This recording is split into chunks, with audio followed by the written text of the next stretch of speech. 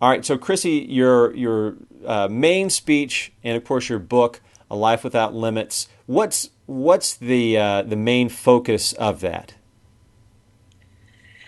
Yeah, the autobiography truly has been a labor of love for me. I've invested so much time and energy into the project over the last few years, and I'm really, really proud of the end result.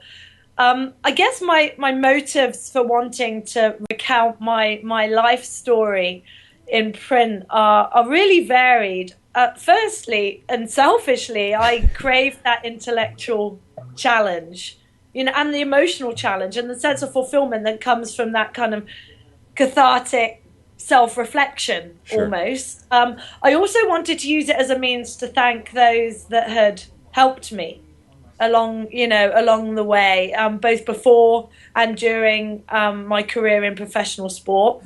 Hmm. Of course, I wanted to share some practical tips for the triathletes out there, but I think most important are the life lessons and the philosophies that totally transcend sport Hmm. and are applicable to anyone, whether or not they're a pro athlete or a couch potato. And they come from all areas of my life: my childhood, academia, the 2 years I spent traveling, during my career as a policy advisor to the government, whilst I was living and working in Nepal, Hmm. and then through sport.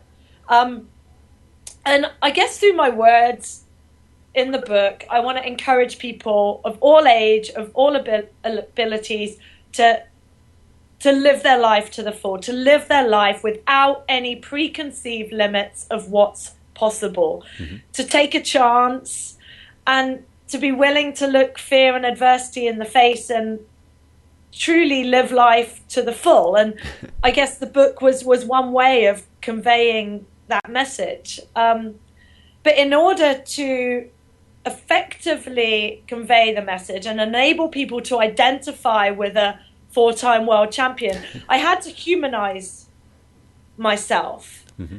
Some people hold me up as this kind of robotic, infallible superhuman, but I'm no such things. And I wanted to expose every part of me, the good, the bad, and the ugly, my strengths, my weaknesses, my fears, my concerns, my passions.